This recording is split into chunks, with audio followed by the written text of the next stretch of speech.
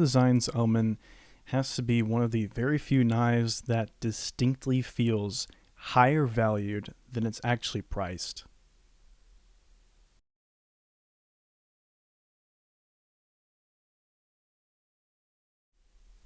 Priced at $350, the Woulf Design's Omen feels like a bit of a steal. Now you're probably wondering why I even say that. Well, it's mainly for a few reasons, but so far, the quality and overall QC of this knife is much better than I expected. The blade is made of D2, as well as the trainer blade that it comes with when you pay the $350. It has a Zen pin construction that is using a hidden Zen pin style, which is one of my personal favorite methods of Zen pins. It has bushings and washers for the pivot system, and it's using sandwich constructed titanium handles with latchless titanium spacers. This thing is a great value for the money so far. The example I'm using today has a special anodization that looks like a coating thing or a circuit board. I'm not too sure what to call this, but it looks really cool. It's sort of a fade style anode. The pattern on it fades from bronze to purple, and it's surrounded by a main teal anodization template. Overall, though, my favorite feature of this knife has to be the blade. It looks really cool, but also really simple. The sort of part grind near the tip looks very similar to a DCB Genesis that I had, and it looks just really cool. Overall, the design is very simple, but that's what the designer was going for. He said he wanted a simple but really nice, clean looking knife, and I really do think he achieved that. That's not my favorite part about the knife, though. Overall, I think my favorite part of the knife probably is the QC, aka the quality of this knife. I was expecting this knife to be somewhat in the middle range of quality, as it's $350.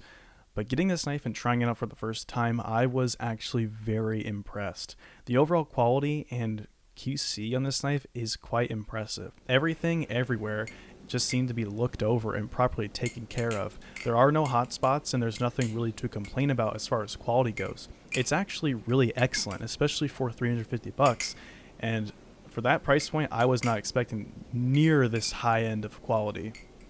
So let's go ahead and dive into the performance aspect of the knife.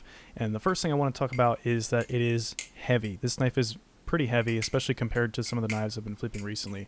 Even my channel titanium Reaper feels lighter than this knife, and this is a sandwich constructed titanium knife. Well, this knife is very heavy in comparison to the Reaper, and for a lot of people, especially those who are more used to aluminum knives, this is going to be a very heavy knife. I wouldn't say it's anywhere close to something like the Lucha or the Bare Bones, but it does feel very heavy. That doesn't affect the balance though, especially with the live blade. I think the live blade balance is actually pretty neutral, and if you get used to it, it's very nice.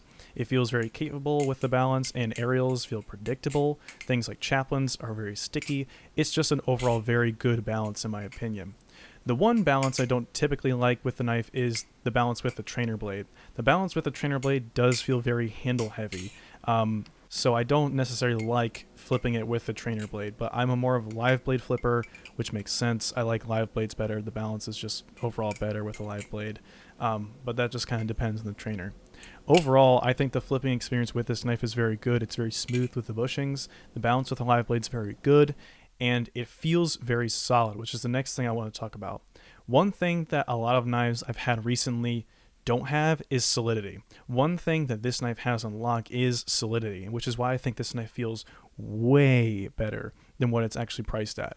I said in the last video that I feel like this knife costs $800 when it's actually $350. That's mainly because this knife feels as solid as a lot of the really high-end grails that I've tried. It feels as solid as an Orca, as solid as a Solo, as solid as the Genesis, and as solid as the Gigas. And that's kind of crazy to say that because all those knives are well over $1,000. So for this knife to have that at this price point is amazing. So overall, my opinion is very positive on this knife, and honestly, I'm just going to give it the Banzo seal of approval right now. This knife is 100% worth your money, and I definitely think you guys should not skimp out on this one. The heavy weight of it is kind of a downside, but overall, it's a very good knife. So overall, that's my video for today. Thank you guys for watching. I hope you guys enjoyed this video. Stay tuned next time for another review, and peace out.